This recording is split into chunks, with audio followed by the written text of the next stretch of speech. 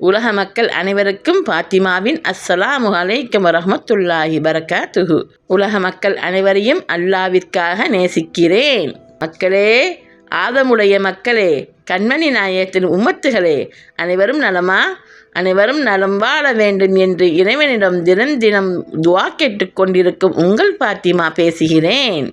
மக்களே, நாம் அனைவரும் இறைவனின் கோபத்திற்கு ஆளாகாமல் பாதுகாப்பு தேட வேண்டும் என்பதை பற்றி பேசிக்கொண்டிருக்கிறோம். முதல் எபிசோடில் நாம் பேசியது அனைத்து மக்களும் நல்லா இருக்கணுங்கிற எண்ணத்தை எல்லாரும் கொண்டு வரணும், நம்ம பொதுநலமாக வாழணும், சுயநலமாக வாழக்கூடாது என்பது முதல் கட்டம். அதில் இரண்டாவது உள்ளதை நான் இப்போ பேசுகிறேன். 3 விஷயங்கள் அல்லாவிற்கு கோபத்தை மிகவும் ஏற்படுத்தக்கூடிய விஷயம். முதலில் ஒன்று நான் பேசிவிட்டேன். இன்று இரண்டாவது பாகத்தை பேசப் போகிறேன். அது அல்லாஹ் தரும் ரிஸ்கை பற்றி தான் பேசப் போகிறேன்.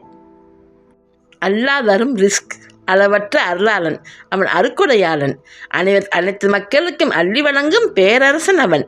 அவன் தரும் ரிஸ்கை நாம் எவ்வாறு பயன்படுத்துகிறோம், எவ்வாறு வாழ்கிறோம் என்பதையே நாம் உணர வேண்டும், சிந்திக்க வேண்டும், முக்கியமாக சிந்திக்க வேண்டும். இதை நான் இப்போ சொல்ல போகிறேன், நீங்கள் கேட்டுக்கொள்ளுங்கள் மக்களே. அல்லாஹ் தரும் ரிஸ்க் ஒருவனுக்கு ஒரு மனிதருக்கு அளவற்ற நிறைய ரிஸ்கை அள்ளி வழங்குவான். இன்னொரு மனிதருக்கு நார்மலாக நடுத்தரமாக அள்ளி தருவான், தேவைகளுக்கு ஏற்ப தருவான். இன்னும் சில மனிதர்களுக்கு நாம் அதற்கும் குறைவாக அவர்களுக்கு ஓடி ஓடி கஷ்டப்பட்டு வாழ்கிற மாதிரி ஒரு நிலைமையை சில பேருக்கு அல்லாஹ் தருவான். அதுக்கு அடுத்தவரிடம் கையேந்தி வாங்கி உணவு உள்ளக்கூடிய வரைக்கும் அல்லாஹ் தருவான். அவன் அருக்குடையாளன். அதனோட அர்த்தம் அல்லாஹ் அவங்க ரொம்ப கஷ்டப்படுறவங்களுக்கு நிறைய கேள்விகளுக்கு இல்லாமல் அவங்களுக்கு நன்மைகள் நிறையா இருக்கும். அவங்க ரொம்ப தவறுகள் செய்யாமல் இருந்தவங்க கண்டிப்பாக நிச்சயமாக ஒரு ஸ்ட்ரெயிட்டாக நேராக சொர்க்கத்துக்கு போவாங்க. அவங்க அதை உணரணும். நம்மளை ஏன் இப்படி அல்லாஹ் வச்சுருக்காங்கன்னு ஒருபோதும் யாரும் நினச்சிடாதீங்க. அல்லாஹ் நம்ம கஷ்டப்பட்டு சாப்பிட்ற மாதிரி வாழ்கிற மாதிரி இருந்துச்சுன்னா கண்டிப்பாக அதில் ஒரு அர்த்தம் இருக்கும். அல்லாஹ் தர்றதுல நமக்கு கண்டிப்பாக ஒரு அர்த்தம் இருக்கும். அவன் அனைத்தும் அறிந்தவன். அவன் நமக்கு ஒன்றும் தெரியாது மக்களே, நமக்கு ஒன்றும் விளங்காது. நமக்கு அதே மனிதருக்கு அல்லாஹ் அள்ளி தந்தானா நம்ம தவறான வழியில் போய் நம்ம நரகத்துக்கு போகக்கூடாது என்பதற்காக பாதுகாப்பதற்கே அந்த எஜமான் நமக்கு அந்த மாதிரி தருவான். அதை நம்ம முதல்ல கஷ்டப்படுறவங்கெல்லாம் முதல்ல உணர்ந்து கொள்ளுங்க. இதில் முதல் விஷயம். அடுத்த விஷயம், இரண்டாவது விஷயம், நமக்கு ரிஸ்கை அல்லாஹ் நிறைய அள்ளித்தர்றான். நம்ம நல்லது செஞ்சோம், நம்ம நிறைய நன்மைகள் செய்கிறோம், அதனால அவன் நமக்கு அல்லாஹ் ரிஸ்கை அள்ளித்தர்றான் அப்படின்னு நினைக்கிறத மனிதர்கள் விட்டுவிட வேண்டும். இது அல்லாஹ் நமக்கு காலங்கள் ஏற்படுவதற்கு முன்பே அல்லாஹ் எல்லாத்தையும் பதிவு செய்து விட்டான். யாருக்கு எவ்வளவு ரிஸ்க் தர வேண்டும் என்பதை அல்லாஹ் எல்லாரும் மனிதர்களை படைப்பதற்கு முன்பே பேனாவால் எழுதிவிட்டான் என்று குர்ஆன் சொல்கிறது அல்லவா, ஹதீஸ் சொல்கிறது அல்லவா. அதை உணர வேண்டும். அதை போல் யாருக்கு நிறைய எல்லாம் தள்ளி தந்திருக்கிறானோ அது உங்களுக்காக இல்லை மக்களே. நீங்கள் உங்களுக்காகவும் உங்கள் குழந்தைகளுக்காகவும் உங்கள் சந்ததிகளுக்காகவும் சேர்த்து வைத்து போக வேண்டும் என்பதற்காக ரிஸ்கை தரவில்லை. அதை முதலில் உணர வேண்டும் மக்களே. அதை உணர்ந்தீர்கள் என்றால் தான் வெற்றி பெற முடியும். மறுமையில் நாம் வெற்றி பெற முடியும். மறுமையில் அனைவரும் வெற்றி பெற வேண்டும். அந்த ரிஸ்கால், அந்த பணத்தால் நாம் வழிகட்டு போய் நரகத்துக்கு போனால் நம் நிலைமையை எழுதி பாருங்கள். காலம்புலா நரகத்தில் நெருப்பில் போட்டு விடுவான் அல்லாஹ். அதை முதலில் நினைத்து பாருங்கள். ஆதலால் செல்வங்கள் வைத்திருக்கும் மக்களை நன்றாக கேட்டுக்கொண்டுங்கள். செல்வத்தை அள்ளி தருவது நமக்காக மட்டும் கிடையாது. நமக்கு தேவைக்கு போக, நம் குழந்தைகளுக்கு நமக்கு தேவைக்கு போக நாம் அந்த ஏழைகளை நமக்கு கீழ் இருக்கும் ஏழைகளுக்கு கொடுப்பதற்காகவே அல்லாஹ் தருகிறான். அதை அனைத்து மக்களும் ஆளுங்கள் சொல்லிக்கொண்டு தான் இருக்கிறார்கள். இருந்தாலும் மக்களால் அதை எப்படி ஏற்றுக்கொள்ள முடியவில்லை. நாளைக்கு வேணும், 4 வீடு வாங்கணும், 4 கடை வாங்கணும், இந்த வாகனத்தில் போகணும், அந்த வாகனத்தில் போகணும். நான் சம்பாதிக்கிறேன், நான் ஏயா கொடுக்கணும்? நான் சம்பாதிக்கிறேன், நான் கஷ்டப்படுறேன், நான் காலையில் எழுந்திரிச்சு ஓடுறேன், சம்பாதிக்கிறேன், நான் எப்படி அடுத்தவனுக்கு தூக்கி கொடுக்க முடியும்? நான் எனக்கு தானே சேமிப்பேன் அப்படின்னு செய்தான் நம்மளை நினைக்க வைப்பான் மக்களே. அதை முதல்ல உணருங்க. அதை நினைக்க வைப்பது செய்தான், கண்டிப்பாக செய்தானை விட்டு நாம் ரொம்ப தப்பிக்கிறதுக்கு பார்க்கணும். ரொம்ப பாதுகாப்பாக இருக்கணும். செய்தான் தான் நம்மளை நரகத்தில் கொண்டே இட்டு செல்வான். அதை உண்மையில் எல்லா பேரும் உணர்ந்தீங்கன்னா எந்த தவறு செய்ய எல்லாம் பாதுகாப்பான். தவறு செய்யாமல் நம்மளை பாதுகாப்பான். அதை முதலில் உணருங்கள்.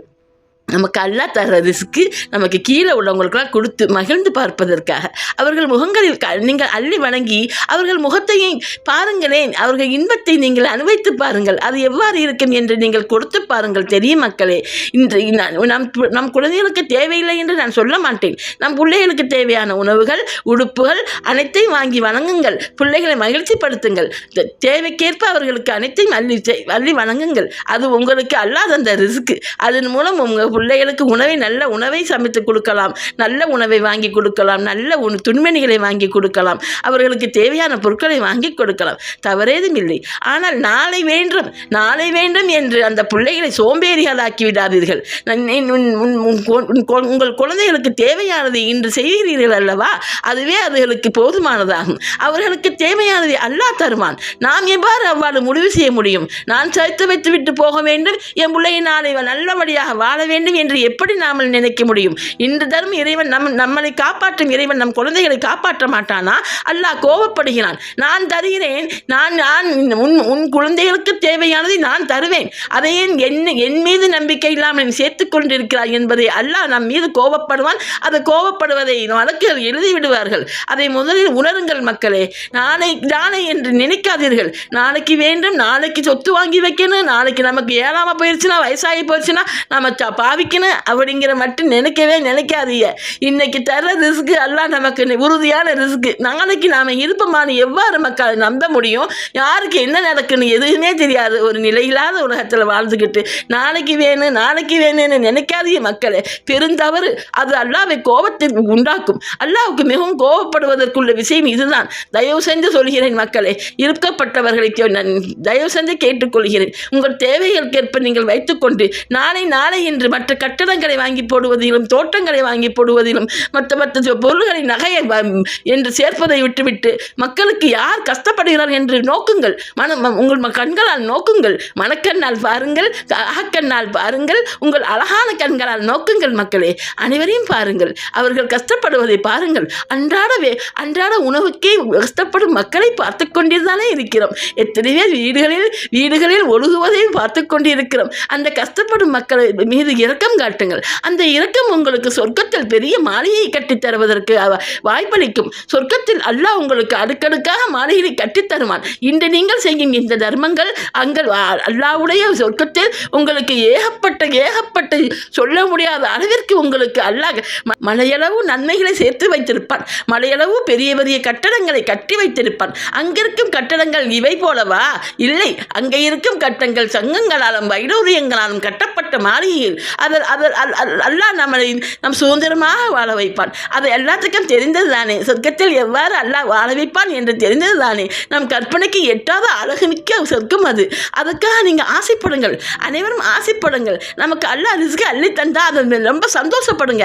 அது நமக்கு பாவிக்கிறது மட்டும் நீங்கள் தப்பாக நினச்சிடாதீங்க. அதை மட்டும் நினச்சிடாதீங்க.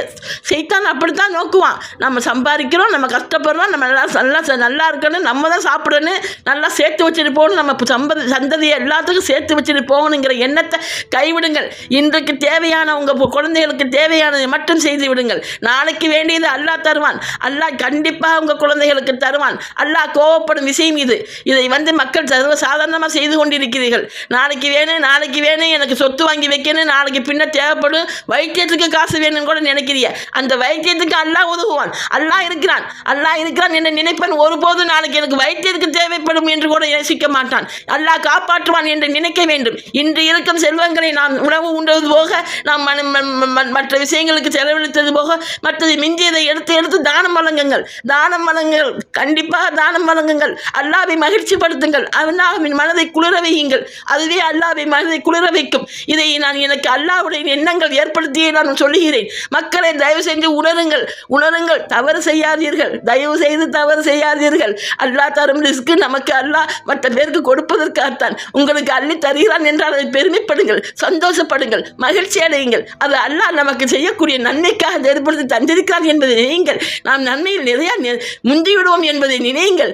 நம் ரசூல் ஸல்லல்லாஹு அலைஹி வஸல்லம் காலத்தில் அனைத்து சஹாபாக்கள் எப்படி இருந்தார்கள் என்று அனைவரும் நாம் கேட்டுக்கொண்டுதானே இருக்கிறோம். அந்த ஹதீஸ்களை காதில் வாங்கி கொண்டுதானே இருக்கிறோம். அனைவரும் அவர்களுக்கு வீட்டில் உள்ளதெல்லாம் அள்ளி கொண்டு வந்து கொடுத்த மக்கள். அல்லாஹ் எனக்கு ஒழுங்காக யாபகத்து வர வரல அவங்க பேர்.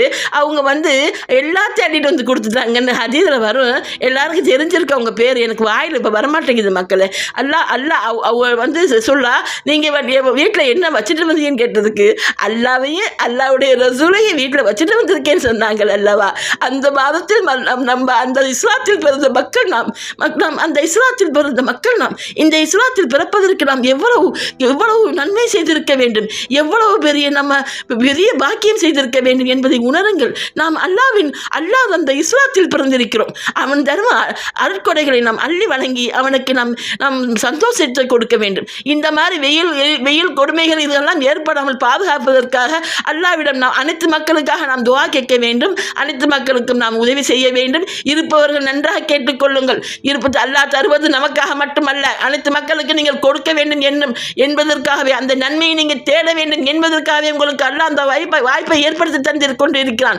அதை உணராமல் தவறு செய்யாதீர்கள். தயவு செய்து தவறு செய்யாதீர்கள். தேவைக்கேற்ப வைத்துக்கொண்டு மற்றதை அனைத்தையும் அள்ளி வழங்குங்கள். அள்ளி வழங்கி அல்லாஹ்வுக்கு நிறைய நன்மையை தேடுங்கள். உங்களுக்கு அல்லாஹ் அங்கே பெரிய விஷயத்தை தருவான். பெரிய சொர்க்கத்தில் உங்களுக்கு பெரிய விஷயத்தை உங்களுக்கு கௌரவப்படுத்துவான். சொர்க்கத்தில் கண்டிப்பாக உங்களை கௌரவப்படுத்துவான். அதை நினைங்கள், மறுமையை நினைங்கள். எவ்வளவு காலம் இந்த உலகத்தில் இருப்போம். தயவு செஞ்ச மக்களே நல்லா சிந்தியுங்கள். முக்கியமாக செல்வங்களை அள்ளி வழங்குங்கள். தர்மம் முக்கியம்.